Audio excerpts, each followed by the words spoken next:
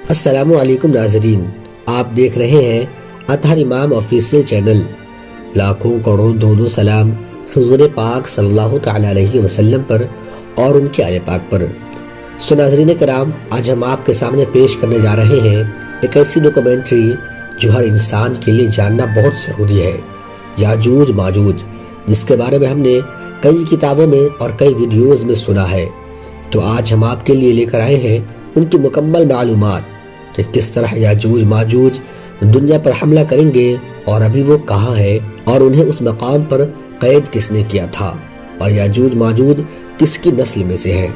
یہ سب معلومات آپ کو معلوم ہوگی اس ویڈیو میں، تو میری آپ سے مؤدبانہ گزارش ہے کہ اس ویڈیو کو آخر تک ضرور دیکھیں، اور اگر آپ ہمارے چینل پر نئے ہیں تو چینل کو بھی سبسکرائب کر لیں۔ ناظرین کرام، تحقیق کے مطابق اس دنیا میں انسانوں سمیت تقریباً 20,000 سے زائد مخلوقات ہیں، لیکن دلچسپ بات یہ ہے کہ ہر مخلوق کے لیے الگ کام اور حدود قائم کیے گئے ہیں، اور ہر کام کے لیے وقت مقرر کیا گیا ہے۔ جو جس طرح سے لکھا جا چکا ہے وہ اسی طرح سے اسی وقت پر ہوگا۔ قرآن شریف کی سورہ بقرہ آیت نمبر 29 میں اللہ تبارک و تعالی ارشاد فرماتا ہے، ترجمہ: وہ اللہ جس نے تمہارے لیے زمین کی تمام چیزوں کو پیدا کیا، پھر آسمان کی طرف قصد کیا اور ان کو ٹھیک ٹھاک 7 آسمان بنایا، اور وہ ہر چیز کو جانتا ہے۔ ناظرین کرام، جس طرح یہ زمین کو پیدا کیا گیا ہے اسی طرح اسے فنا بھی ہونا ہے۔ اسلام سے پہلے ایسی بہت سی قومیں گزری ہیں جو ظلم و بربریت میں اپنی مثالات تھی، اور ظلمت کے اندھیرے ہر طرف چھائے ہوئے تھے، جن کو ختم کرنے کے لیے اللہ تعالی نے اپنے نبیوں کو بھیجا۔ انہی قوموں میں سے ایک قوم کے بارے میں آج اس ویڈیو میں ہم آپ کو بتائیں گے، جنہیں یاجوج ماجوج کے نام سے یاد کیا جاتا ہے۔ یاجوج ماجوج کون تھے اور کہاں ہے، اور اس دنیا میں اس کا خروج کب ہوا؟ اس سوال کی تلاش سے پہلے ان کا تاریخی پس منظر جاننا بہت ضروری ہے۔ تو ناظرین، تاریخ شروع ہوتی ہے حضرت آدم علیہ السلام سے۔ اس میں کوئی شک نہیں ہے کہ تمام انسان حضرت آدم علیہ السلام کی اولاد ہے، اور ظلم و بربریت کی داستان رقم کرتی ہوئی یہ قوم انہی کی اولاد میں سے ہے، اور یہ انسان ہی ہے۔ بعض مفکرین کے مطابق یہ قوم حضرت نوح علیہ السلام کی اولاد میں سے ہے۔ حضرت نوح علیہ السلام کے 3 بیٹے تھے، جس میں سے ایک کا نام یافس تھا، اور یافس کے 12 بیٹوں میں سے 2 کا نام یاجوج ماجوج تھا، اور انہی 2 بیٹوں میں سے یاجوج ماجوج کی نسل چلی۔ ناظرین کرام، یہاں یاجوج ماجوج کے ساتھ ساتھ حضرت ذوالقرنین سے متعارف ہونا ضروری ہے۔ حضرت ذوالقرنین کے بارے میں کہا جاتا ہے کہ یہ کوئی نبی نہیں بلکہ اللہ کے ایک نیک بزرگ اور بادشاہ تھے۔ ان کو ذوالقرنین کا لقب 2 وجوہات کی بنا پر دیا گیا تھا۔ ایک تو یہ کہ وہ زمین کے 2 انتہاؤں میں سفر کرتے تھے، یعنی مشرق و مغرب کے درمیان، اور بعض کے مطابق یہ لقب روم اور پیرس کے حکمرانی کے بعد عطا کیا گیا، اور دوسری وجہ یہ ہے کہ دنیا بھر کے بادشاہ ان کے تابع تھے، اور ان کے خالہ زاد بھائی حضرت خضر علیہ السلام ان کے اہم وزیر تھے۔ اسی طرح کچھ لوگ سکندر اعظم کو ذوالقرنین سمجھتے ہیں، لیکن یہ تمام بحث لا حاصل ہے، کیونکہ تقریباً تمام مفکرین کی رائے اس پر مختلف ہے۔ بہرحال حضرت ذوالقرنین اکثر سفر میں رہتے تھے، اسی لیے وہ سفر کرتے ہوئے ایک سلطنت میں جا پہنچے جہاں پر ترک آباد تھے۔ یہ سلطنت ارمینیا اور آذربائیجان کی سرحد کے قریب موجود ہے۔ وہاں کے 2 پہاڑوں کے درمیان یہ جگہ تھی جہاں پر یہ قوم آباد تھی، جو ترکوں کا قتل عام کیا کرتی تھی، اور اپنی شر پسندی اور اپنی فتنہ انگیزی کے باعث مشہور تھی۔ یاجوج ماجوج کی قوم ہر طرح کی برائیوں اور شر انگیزیوں کا مرکز مانی جاتی تھی، بلکہ یہاں تک کہا جاتا ہے کہ کفار و مشرکین کے تمام تر برائیوں کو اکٹھا یکجا کیا جائے تو وہ بھی ان کے سامنے کم پڑ جاتی ہے، اور یہ انتہائی طاقتور قوم ہے جس کا مقابلہ کسی کے بس کی بات نہیں ہے۔ ناظرین کرام، یاجوج ماجوج کے دوبارہ اس دنیا میں خروج کی اہمیت کا اندازہ اس بات سے لگایا جا سکتا ہے کہ لفظ دجال اللہ تعالیٰ قرآن پاک میں کہیں نہیں فرمایا ہے، لیکن یاجوج ماجوج کا ذکر قرآن پاک میں تفصیلاً موجود ہے۔ بہرحال ترک قوم نے اس قوم کی جبریت سے تنگ آ کر حضرت ذوالقرنین سے درخواست کی کہ وہ ان دو پہاڑوں کے درمیان راستہ کسی طرح سے بند کر دیں تو ہم آپ کو معاوضہ دیں گے۔ اس واقعے کی طرف قرآن پاک میں اس طرح سے اشارہ کیا گیا ہے۔ سورۃ الکہف آیت نمبر 94۔ ترجمہ: انہوں نے کہا کہ ذوالقرنین یاجوج ماجوج اس ملک میں بڑے فسادی ہیں، تو کیا ہم آپ کے لیے خرچہ کا انتظام کریں اس شرط پر کہ آپ ان کے اور ہمارے بیچ ایک دیوار کھڑی کر دیں۔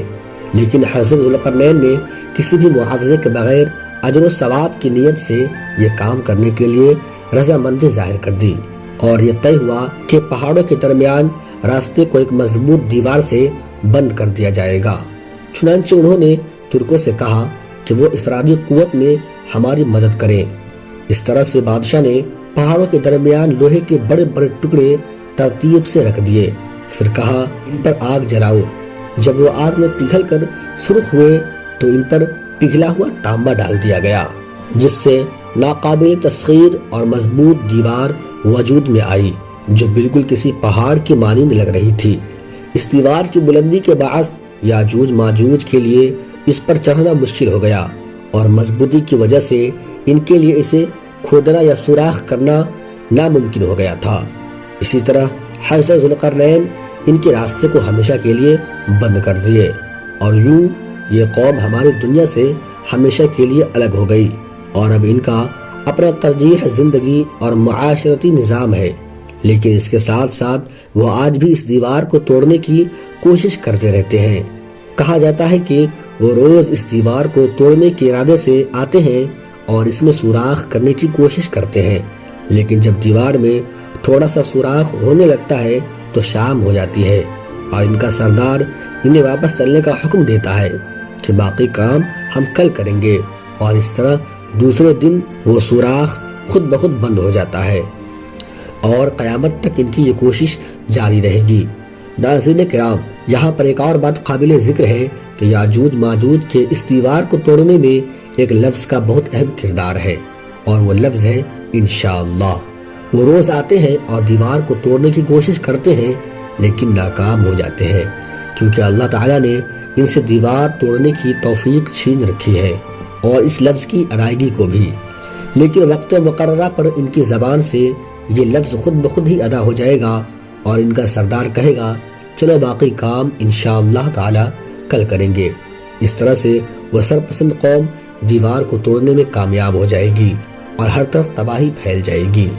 ان کی طاقت کا اندازہ اسی بات سے لگا سکتے ہیں کہ حضرت ذوالقرنین جو بہادر اور ایک طاقتور بادشاہ تھے، لیکن ان کی فوج بھی اس کی مقابلہ نہ کر سکی، اسی لیے انہیں دیوار کے پار قید کر لیا گیا تھا۔ خیر، یہ قوم جب آزاد ہو جائے گی تو تباہی مچاتے ہوئے نکلے گی، اور ان کا پہلا گروہ بحر تبریہ تک پہنچے گا، اور اس جھیل کا سارا پانی پی جائے گا۔ جھیل تبریہ جو فلسطین کے شمال میں موجود ہے، اور یہ فلسطین کی سب سے بڑی جھیل کہلاتی ہے۔ اسی طرح جب ایک گروہ وہاں پر پہنچے گا تو وہ حیران ہو کر کہے گا کہ کیا کبھی یہاں پر پانی بھی ہوا کرتا تھا؟ پھر یہ قوم ہر طرف فساد برپا کرے گی، اور ایک ایسا وقت آئے گا کہ زمین پر تمام جگہوں پر ان کا قبضہ ہوگا۔ جب یہ قوم یروشلم کے پہاڑوں پر پہنچے گی تو کہے گی کہ اب زمین پر ہمارا قبضہ ہے، اور آسمان کی طرف تیر برسائے گی، اور وہ تیر خون آلود ہو کر واپس آئیں گے۔ آسمان پر تیر برسانے کے عمل کو بعض جگہوں پر اس طرح بھی بیان کیا گیا ہے کہ کیونکہ یاجوج ماجوج انتہائی شر پسند اور طاقتور قوم ہے، لہٰذا وہ اپنی طاقت کے نشے میں جدید ٹیکنالوجی کے ساتھ خلائی مخلوق کے ساتھ بھی الجھ پڑیں گے۔ خیر، اس کے بعد دجال کی موت کے بعد حضرت عیسیٰ علیہ السلام کو حکم ہوگا کہ عیسیٰ علیہ السلام وہ قوم نکل پڑی ہے جس کی آپ یا تو کوہ طور کی طرف نکل جائیں یا پھر قلعہ بند ہو جائے، اور اس طرح حضرت عیسیٰ علیہ السلام اپنے ساتھیوں سمیت ہر طرف سے یاجوج ماجوج کے گھیراؤ میں آ جائیں گے، اور اس خوفناک قوم کو شکست دینے میں ناکام ہو جائیں گے کہ لوگ قطار در قطار اس قوم کے ساتھ شامل ہو جائیں گے، اور 1000 میں سے 900 لوگ یاجوج ماجوج کے ساتھ مل جائیں گے۔ ناظرین کرام، وہ جگہ جہاں یاجوج ماجوج کو قید کیا گیا تھا، اس حوالے سے جغرافیہ کے ماہرین اور تحقیق کرنے والوں کا یہ کہنا ہے کہ وہاں ایک سلطنت آباد تھی جس کا نام خزری تھا۔ اس وقت بڑی تعداد میں وہ قوم پہلے روس، پھر یورپ، پھر اسرائیل کو ہجرت کر گئی، اور وہاں انہوں نے یہودیت اور عیسائیوں کو اپنا مذہب چن لیا۔ اس قوم کے حوالے سے ایک مشہور کتاب میں یہ بیان کیا گیا ہے کہ یہ قوم اس قدر طاقتور تھی کہ اس وقت کی بڑی فوجیں بھی ان کا مقابلہ نہ کر سکیں۔ وہ قومیں جو ہجرت کر کے روس، یورپ اور اسرائیل آ گئی تھی، اسی لیے آج جدید دور میں روس اور دوسرے ممالک میں ان کی بڑی تعداد موجود ہے، اور کہا جاتا ہے کہ مستقبل میں جدید روس یاجوج اور مغربی اتحاد ماجوج کہلائے گا، اور ان کی آپس میں ایک عظیم جنگ ہوگی جس کے نتیجے میں ایک بڑی آبادی ختم ہو جائے گی، اور یہ قوم اپنا شر پھیلانے کے لیے ہر طرف سے یلغار کرے گی۔ ناظرین کرام، اگر موجودہ دور میں برما، شام اور فلسطین میں دیگر ممالکوں کو دیکھا جائے تو یہ تحقیق سچ ثابت ہو رہی ہے، جس کے مطابق یاجوج ماجوج مستقبل میں نہیں بلکہ بہت پہلے خاموشی سے آزاد ہو چکے ہیں، اور انہوں نے اس دنیا کی تقسیم، سرپسندگی، فتنہ انگیزی اور ظلم و بربریت کی مثالیں قائم کرنا شروع کر دی ہے۔ اس بات میں کتنی سچائی ہے یہ تو آنے والا وقت ہی بتائے گا۔ حالات سوچنے پر مجبور کر رہے ہیں۔ جہاں دنیا میں قیامت کی باقی نشانیاں ظاہر ہو رہی ہیں، وہیں یہ تحقیق کسی حد تک قابل قبول لگ رہی ہے۔